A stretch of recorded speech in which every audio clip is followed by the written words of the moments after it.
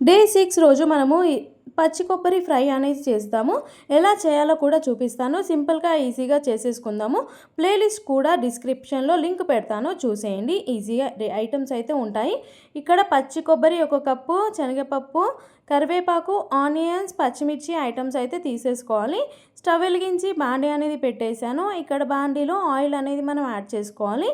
Oil heat ఎక్కిన తర్వాత 1 table spoon ఆవాలు, 1 టేబుల్ స్పూన్ జీలకర్ర అనేది యాడ్ చేసేసుకోవాలి.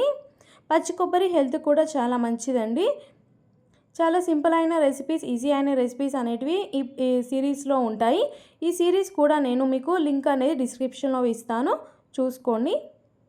ఇక్కడ శనగపప్పు ఒక 3 టేబుల్ స్పూన్లు యాడ్ చేసేసుకొని ఆయిల్లో శనగపప్పు గోల్డెన్ బ్రౌన్ కలర్ వచ్చే వరకు వేయించేసుకోవాలి.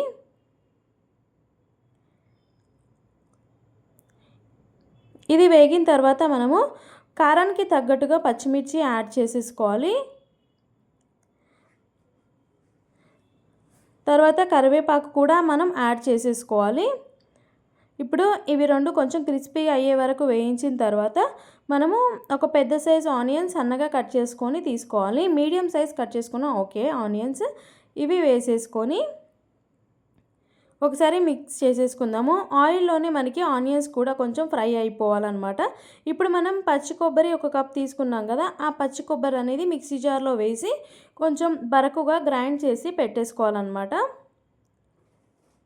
చూస్తున్నారు కదా, ఆనియన్స్ అనేటివి మనకి వేగిపోయాయి. తర్వాత ఈ పచ్చి కొబ్బరి గ్రైండ్ చేశానన్నాను కదా, ఆ పచ్చి కొబ్బరి ఇక్కడ మనం యాడ్ చేసేసుకొని పసుపు కూడా యాడ్ చేసేసుకోవాలి. అలాగే ఇలా సిమ్లో పెట్టి ఒక 5 మినిట్స్ ఉంచేసేయాలండి.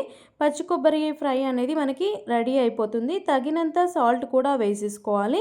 ఈ కర్రీ ఆర్ పచ్చి కొబ్బరి ఫ్రై అది చపాతీకి, జొన్న రొట్టె, బియ్యం రొట్టె, వేడి వేడి అన్నంలోకి ఆహా అనుకుంటూ వేడి వేడిగా తినేయాల్సిందే అండి. చాలా సూపర్గా ఉంటుంది, టేస్టీగా కూడా ఉంటుంది. మీరు కూడా ట్రై చేసి కామెంట్ బాక్స్లో చెప్పేసేయండి. మళ్ళీ ఒక కొత్త డే 7 సిరీస్తో మీ ముందు ఉంటాను. Thank you all.